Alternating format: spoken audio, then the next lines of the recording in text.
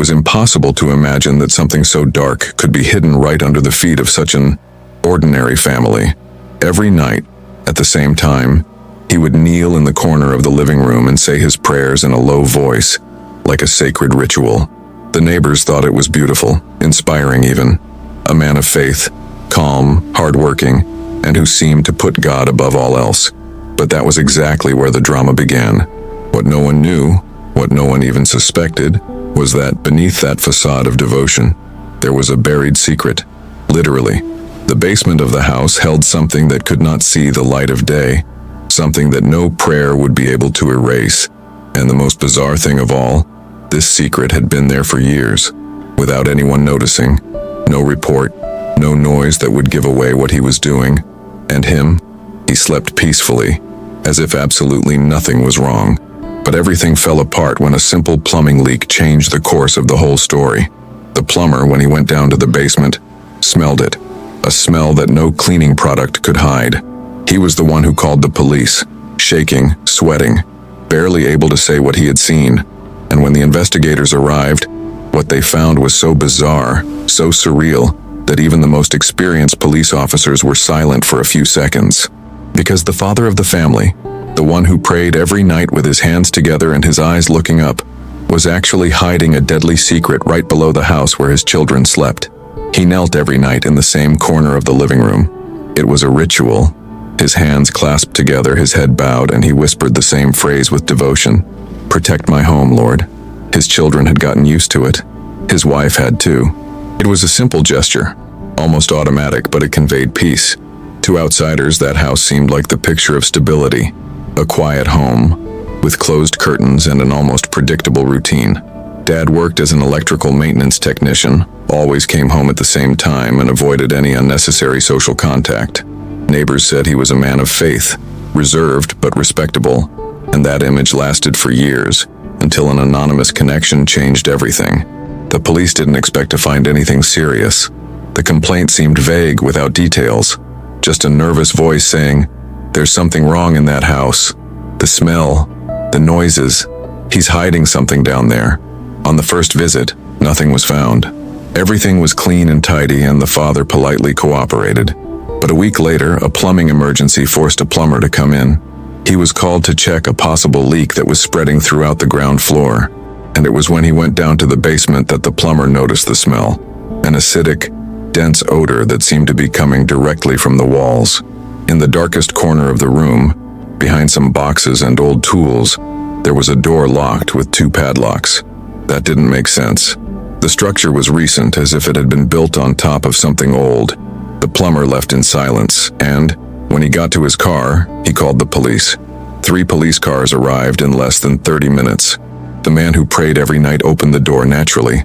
He tried to smile, but when the officers asked him to go down to the basement, he hesitated, only for 2 seconds, long enough to set off the alert for everyone there. The basement was dark, and the smell, now stronger, made the air difficult to breathe. The officers searched the place and, finding the door locked, ordered it to be opened. The man resisted. He said it was just an old storage room, that he didn't have the key, that it was dangerous. But the door was broken down. What was behind her froze even the most experienced agents. It was a makeshift room, with walls covered in thick plastic, fluorescent lights, and a chair in the center. There were switched-off cameras, ropes, strange objects, and in the corner of the floor, a tarp covered something bulky. When they removed the tarp, they found human remains, bones, some in an advanced state of decomposition. The father, who had been calm until then, knelt down again, but this time there was no prayer, just silence. The investigation began immediately. The case exploded in the media. Who was this man? How could someone who seemed so ordinary hide something so disturbing inside his own home for so many years? The neighbors were shocked. Many reported strange sounds in the early hours of the morning, muffled screams, knocking on the walls, but no one had said anything before. Some said they were afraid. Others said they didn't want to get involved. The wife, when questioned, said she knew absolutely nothing. According to her husband always kept that part of the basement locked and said it was just a place where he kept dangerous tools so the children wouldn't get hurt. As the investigation progressed, it was discovered that the bones belonged to at least 3 different people. One of them, identified by dental records, was that of a woman who had been missing for almost 8 years. The connection between her and the suspect was still unclear, but other clues soon emerged. A box of VHS tapes was found behind a false wall in the basement. On them were old recordings made with a makeshift security camera.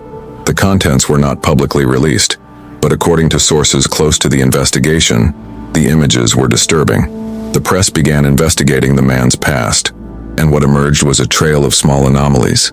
As a teenager, he had been hospitalized for emotional disorders, but the records were archived. For a short time, he worked as a volunteer at a religious institution, where he had direct contact with people in vulnerable situations. A former co-worker reported anonymously that he had always been too strange for someone so quiet. And then, a discovery changed the course of the investigation.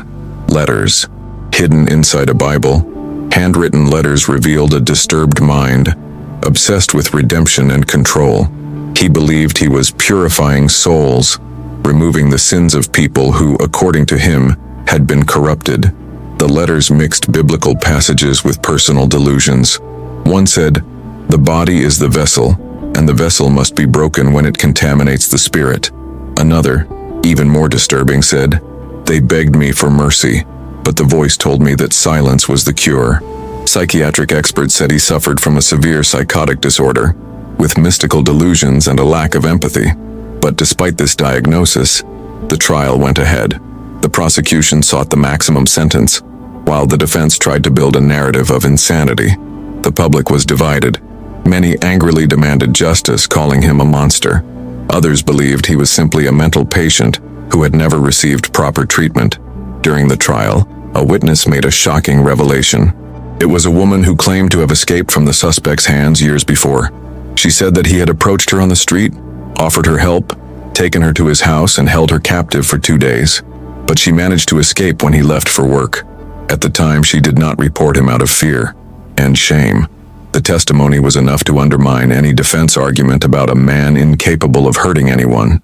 He had planned, executed, and hidden his crimes with frightening coldness. And even after all this, he still knelt in his cell, every night, at the same time, in silence.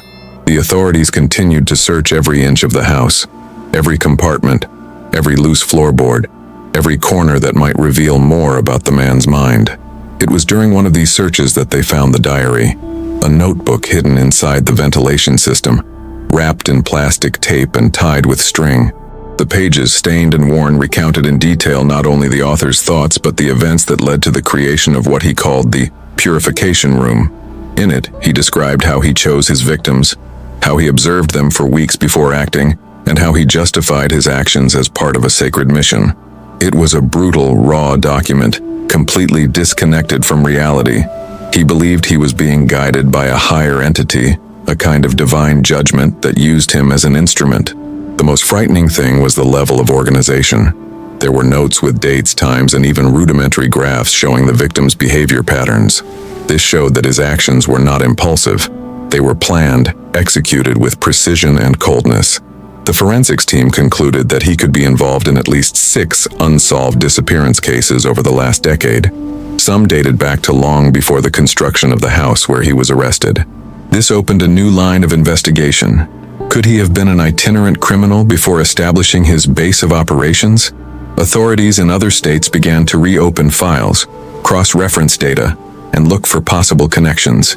His name, previously unknown, was now circulating in interstate police meetings as a possible person responsible for a series of old crimes with no known perpetrator. At the same time, the wife went from witness to suspect. How could anyone live alongside all this without noticing? The prosecution argued that she ignored clear signs. The defense insisted that she was just another victim, emotionally manipulated by a man who knew exactly how to appear harmless. During her testimony, the tension in the room was palpable. She cried, saying that her husband had changed in recent years, that he had become more reclusive and controlling. She said that she was not allowed in the basement, and that whenever she asked questions, he responded with religious phrases and threatening looks.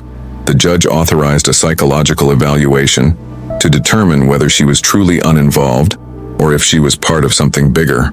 Meanwhile, newspapers, podcasts, and video channels competed for public attention with new theories. Some said he was part of a secret cult, others that he suffered from multiple personality disorder. An investigative channel revealed that during his adolescence, he had been admitted to an institution that was closed after reports of abuse and unauthorized rituals. This raised the hypothesis that he could have been a victim before becoming something even worse. Forensic psychologists warned that deep trauma, if left untreated, can turn into extreme destructive behavior. But no justification seemed sufficient to explain the coldness with which he acted, the calm with which he presented himself in the face of the accusations. The trial lasted for weeks. Witnesses, experts, neighbors, and even former teachers were questioned. A former religious mentor said that the young man had always shown an unusual obsession with biblical passages about punishment, sacrifice, and judgment. He said he would ask strange questions such as, "How far does divine forgiveness go?" Or, "If I take away someone's sin, does that condemn me or save me?" At the time, these statements were dismissed as the exaggerations of a confused young man. But now, seen in the light of events, they took on a disturbing weight.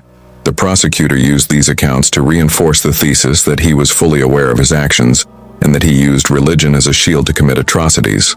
When the verdict was announced, the entire country watched. Guilty on multiple charges, including kidnapping, first-degree murder, and concealment of a corpse. The sentence, life in prison, without the possibility of parole. There was no reaction. He just stared straight ahead with the same neutral expression as always. No tears, no gestures, as if he had been expecting this all along. After the sentence, he was transferred to a maximum security prison, where he remains in solitary confinement to this day. But the story didn't stop there. In the following months, new reports emerged. People who said they had met someone with the same behavior in other cities. Alleged victims who escaped and never told anyone out of fear or shame. Rumors that he might have accomplices who were still at large. The police had to set up a task force to verify all the reports, many of which turned out to be false. But some raised real doubts. In one of the cities where he had previously lived, they found an abandoned house with a structure similar to the basement where he was arrested. Cameras were found, walls were covered, and bloodstains were found on the baseboards. There was still no definitive proof, but there were many coincidences. This new investigation rekindled public interest. Documentaries began to be produced, and experts in human behavior were called in to analyze every detail of the case. The central question remained: what turns an ordinary person into a hidden predator? Could it be misinterpreted faith, loneliness, a past of abuse, or a simple lack of empathy, camouflaged by a perfect social mask? The answer remains a mystery, but what has become clear is that evil often does not hide in dark places. It disguises itself as routine, hides in common habits, and feeds on the silence of the people around it. Even with all the revelations, there was still one last question hanging in the air. During the investigation, one of the recovered tapes was corrupted. Experts tried to restore it, but they only managed to get a few minutes of footage. In it, he appears sitting, looking directly at the camera, without saying anything. Just a fixed, penetrating gaze that bothered those watching. And then, one sentence, "It's not over yet." This recording left everyone intrigued. Had he left clues about something bigger? Was there a plan still in progress, outside of prison? Or was it all just another illusion of control, created by a fragmented and obsessed mind? Authorities are keeping the case open, treating any new leads that come up as a priority. Meanwhile, the house where it all happened has been sealed off. No neighbors want to live nearby. Some say they hear noises coming from there at night. Others claim to have seen lights on, even without power. Superstition or not, no one dares to go inside. The family has moved and changed their name. They are trying to start over, far from the stigma. But for those who lived on that street, nothing is the same again. The father who prayed every night left behind a deep scar, not only in the basement where he hid his death, but in the collective memory of an entire city. Time passed, but the case was not forgotten. In the weeks following the conviction, even more disturbing details began to emerge. Investigative journalists delved into the convicted man's school records, trying to track down the first signs of deviant behavior. Former teachers recalled a quiet but highly observant student, a boy who avoided eye contact, who drew disturbing pictures in his notebooks, and who was once caught with an injured animal in his school locker. The case was hushed up at the time, treated as a prank in poor taste. His parents never sought professional help. They said it was just a phase, that he was a sensitive boy. Years later, That silence would come at an unimaginable cost. As the investigation deepened, a connection emerged between him and a defunct cult from the 1990s, a religious organization that mixed traditional Christianity with occult practices. The group was dismantled after reports of psychological abuse and disappearances. Although records were scarce, a black and white photograph showed a teenager with similar features to the convicted man participating in a ritual. The image was analyzed by experts, but no definitive confirmation was ever reached. Still, the possibility that he was shaped by extreme influences reopened a discussion about the impact of distorted faith on the minds of vulnerable people. Meanwhile, the prison where he was serving his sentence was recording unusual behavior. Despite his isolation, he began writing letters addressed to journalists, psychologists, and even clergy. In these letters, he never admitted guilt. On the contrary, he spoke of himself as a servant, someone who had been chosen for a mission. He claimed that he was not a murderer, but a liberator. "They call me a monster because they do not understand the purity of silence," read one of the messages. In another, more disturbing, he wrote, "Those I left no longer suffer. You are the ones who are still imprisoned." The experts in criminal behavior who analyzed the texts said that he was dealing with a mind with serious distortions, but extremely articulate and manipulative. What he wrote was not random. It was designed to provoke, to maintain control over the narrative even while imprisoned. Some of the recipients of the letters never responded. Others, out of curiosity or a desire to understand, began limited exchanges. An investigative journalist corresponded with him for 6 months.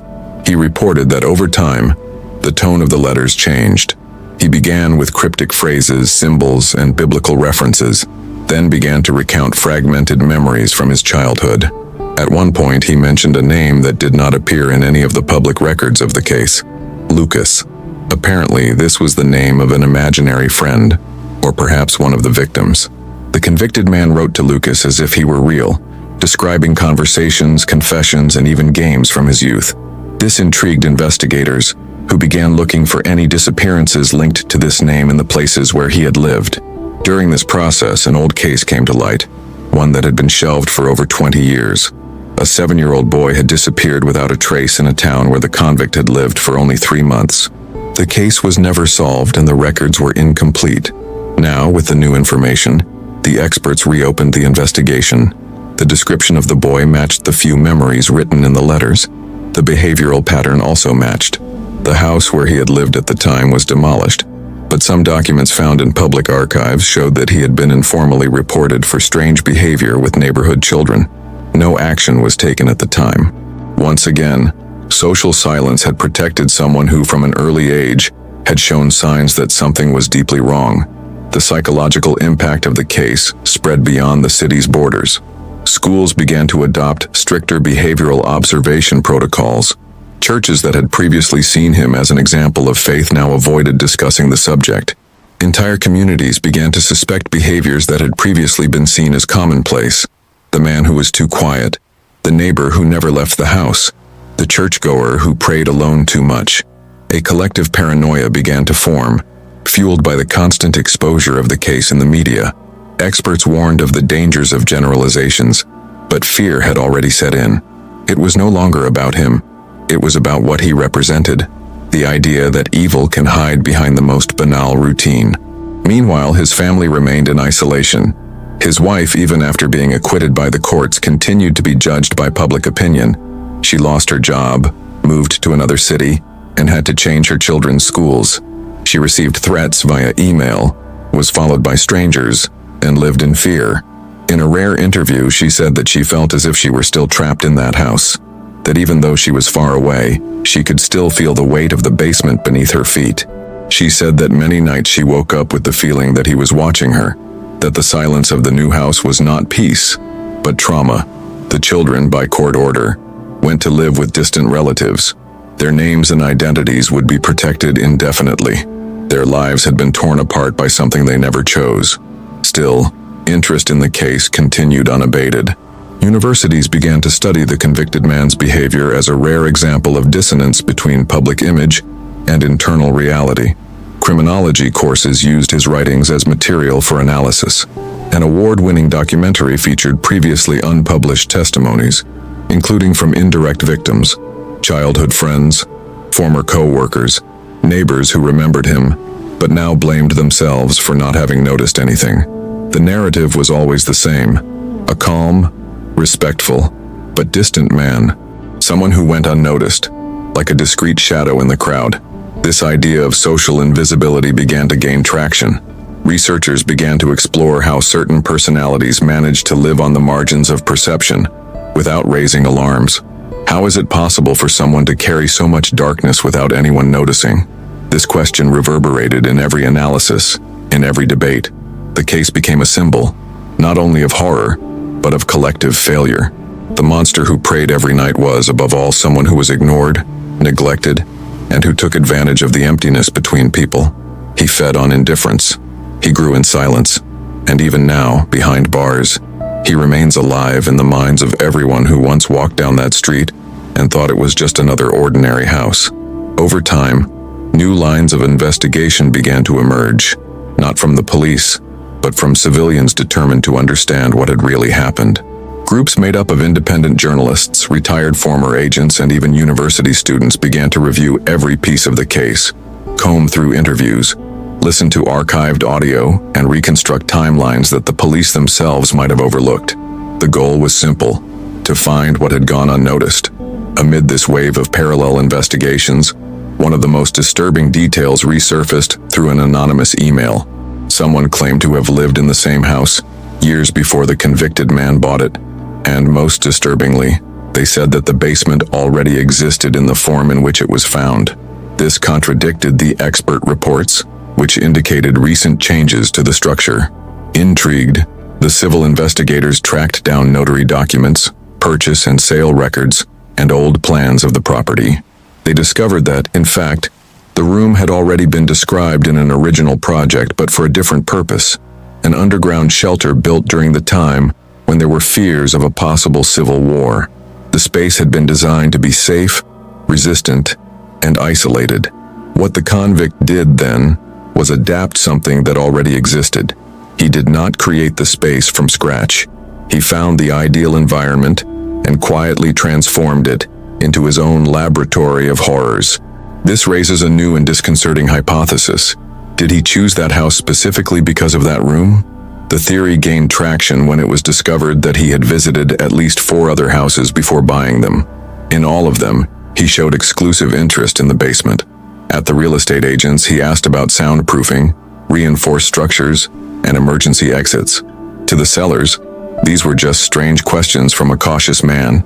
To those who now look back on the crimes committed, they were clear signs that he had a plan long before he moved in. The purchase of the house was not random. It was a strategic decision, and this changes the nature of the crime from something impulsive to something completely premeditated. Police were forced to revise their timeline. Starting with the purchase of the property, they cross-referenced dates with disappearances in the area. What they found was disturbing. 3 people had disappeared within a 20-kilometer radius of the house at different times, but all after he had moved out. These victims had never been found. The similarity in the profiles: vulnerable young people without strong family ties, often overlooked by authorities, seemed to follow a pattern. Although the evidence was circumstantial, criminal profilers warned that the clues pointed to a meticulous hunter, someone who knew where to look and, more importantly, how to avoid being noticed. Meanwhile, inside the prison, he maintained the same behavior: rigid, silent, methodical. He read the same passages from the Bible every day, always at the same time, with the same intonation. Prison guards began to report patterns in his behavior. He organized the objects in his cell by color, counted his meals in a low voice, and became violently irritated if his routine was interrupted. In one episode, he threw his food tray against the wall simply because it was delivered 3 minutes later than usual. There was no direct violence, but the atmosphere in his presence was always tense. Other inmates reported nightmares, discomfort, and some asked to be transferred to another wing simply because they did not want to sleep near him. It was as if his mere existence altered the environment around them. Even while in prison, he continued to exert influence. A young inmate convicted of assault began to imitate him. He changed his tone of voice, began to pray in the same way, and was found writing Bible passages on the walls of his cell. When questioned, he said that the inmate helped him see things in a purer way. This raised alarm bells throughout the institution. Psychologists warned of the risk of an internal cult, a form of chain manipulation that had already occurred in similar cases. The prison administration decided to isolate the inmate even further. They restricted his communications and reading, and closely monitored any interaction with staff. Despite this, mysterious reports continued to come in from abroad. A family who had bought used furniture through an auction site accidentally discovered that one of the pieces was from the house where the crimes occurred. It was an antique armoire, purchased before the police confiscated all the items, early in the investigation. When they dismantled it, they found a message carved with a knife into the inside of the false bottom. It was a short but weighty phrase: "Here, time does not exist." The police were called, but the armoire had already been cleaned and transported so many times that any forensic evidence was compromised. Even so, the incident rekindled theories about the existence of coded messages left by him on personal objects as part of a possible attempt to perpetuate his legacy. This obsession with control, rituals, and the marking of time became a central theme among experts. They argued that the convict did not commit crimes simply on impulse, but out of symbolic necessity. Each action seemed to carry a greater meaning for him, as if he were following a personal liturgy, a distorted dogma. His acts were more than crimes, they were ceremonies, and this perception made the case even more difficult to assimilate, because it was no longer just about victims and culprits, and began to involve an almost philosophical dimension about what defines evil when it is dressed up as order and religiosity. Among the documents studied, a loose page found among the rubble of the house seemed to contain a confession that was not explicit, but symbolic. Handwritten and folded several times, it said, "To purify is to return to silence what screams too much." The phrase was widely debated. Some believed it was a metaphor for his victims. Others believed he was referring to himself as someone who wanted to silence his own mind. There were still those who interpreted it as a warning, that he saw society as noisy, impure, and that his actions were a way of restoring something lost. Whatever the interpretation, one thing was certain: he did not see what he did as a crime. He saw it as a mission. This disconnect between reality and fantasy is what haunts those involved the most to this day, because it means that for him there was no remorse, there was no mistake, there was obedience to something that perhaps only he understood, and that is exactly what makes this case so difficult to close. Even with the evidence, the sentence, and the isolation, there are still doubts, gaps, pieces that don't fit together. He remains silent, and his silence continues to scream in the minds of everyone who crossed his path. As files on the case began to gain space in universities, psychology courses, and crime study centers, something even more uncomfortable began to take shape: the post-traumatic effect that the case caused in those who had not been directly affected, but still carried a kind of emotional scar for having lived, even if from a distance, with the presence of the convicted man. Clinical psychologists began to record an increase in reports of anxiety, paranoia, and sleep disorders among residents of the old neighborhood. People who had previously prided themselves on living in a quiet neighborhood now avoided leaving their homes after sunset. The simple act of going down to the basement or hearing a noise at night caused panic attacks, and there were many. The reports came from elderly people, young people, mothers with small children. They all described the same feeling, the idea that you never really know the person next to you. This sparked a new public debate. When a crime of this magnitude occurs, it ends up in court, but continues to reverberate for generations in the form of fear. Some families moved, others placed cameras in every corner of their homes. Children were forbidden from playing in the street. The neighborhood, once silent by nature, became silent due to tension. No one wanted to talk about the matter, but everyone was thinking about it. And this went beyond the street where it all happened. TV programs and documentaries spread the image of the convicted man throughout the country. His face became a symbol of something deeper: the failure of collective perception, the failure of the eyes to see what is hidden beneath a well-constructed mask. During this period, fake profiles appeared on social media, pretending to be the convicted person. Some posted cryptic messages, others sent aggressive messages. Cyber police identified teenagers and adults who were taking advantage of the commotion to attract followers, spread misinformation, or simply for the pleasure of causing discomfort. In some cases, the accounts claimed to have new information, secrets that had never been revealed. It was all lies, but it still worked. People clicked, watched, and commented. The crime was transformed into entertainment. In a dangerous cycle between real trauma and digital spectacle, families of the victims spoke out against this type of exposure, claiming revictimization. But controlling the flow was impossible. The case had gotten out of control, becoming a cultural phenomenon, a national obsession, a living metaphor for the darkest side of the human mind. Despite this, one initiative gained prominence for approaching the case from a different angle. A group of former detectives, criminologists, and psychologists decided to create a foundation focused on preventing crimes with similar characteristics. The project focused on educating families, communities, and health professionals to recognize behavioral signs before they turn into tragedies. The foundation collected old cases, held lectures in schools, and promoted a type of active reading of everyday life, how to recognize when someone's silence stops being shy and becomes dangerous isolation. They did not use the convicted man's name directly, but it was clear that the motivation was born from the trail he left. This positive movement contrasted with the growing cult of fascination surrounding the criminal. Even while in prison, he received letters from admirers, some with religious messages, others with a romantic tone.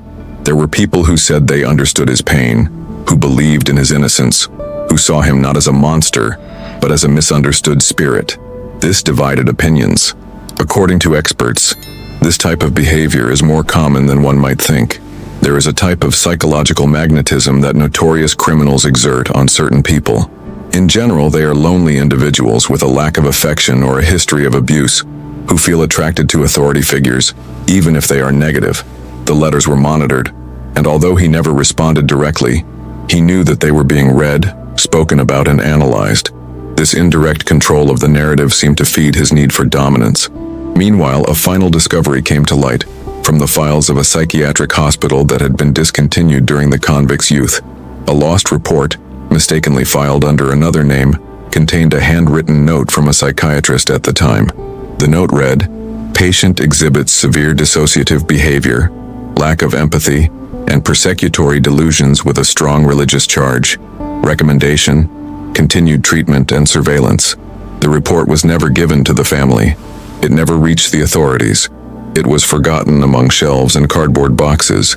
If it had been taken seriously at the time, perhaps things would have turned out differently. Perhaps lives would have been spared. But there it was, as further proof that the origins of horror sometimes begin with carelessness. The story could have ended there, but it didn't.